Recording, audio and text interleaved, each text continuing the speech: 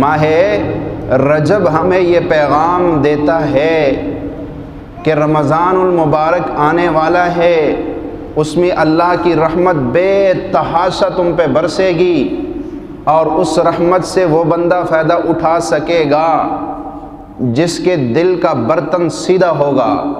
بارش کتنی ہی کیوں نہ برس رہی ہو، اگر بارش میں چلنے والا اس نے برتن کو الٹا کیا ہوا ہے تو ایک قطرہ پانی بھی وہ بارش کا نہیں لے کے جا سکتا ہے۔ اسی طرح رمضان المبارک کے پرنور گھڑیوں سے، مقبول لمحات سے وہ بندہ فائدہ اٹھا سکے گا جس نے دل کا برتن سیدھا کیا ہو۔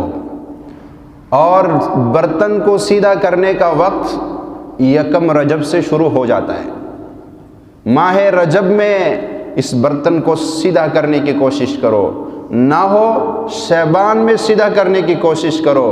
انشاءاللہ 60 دنوں کے اندر یہ برتن سیدھا ہو جائے گا، اور جب رمضان المبارک کا چاند نظر آئے گا پھر تمہیں برتن یوں کریں گے اور ایسے رحمتیں آئیں گی کہ تمہاری سوچ بھی نہیں ہوگی۔ اس لیے رجب کے پیغام کو سمجھو، رجب کیا پیغام دے کے گیا، رجب کیوں آیا اور کیا پیغام دے کے جا رہا ہے۔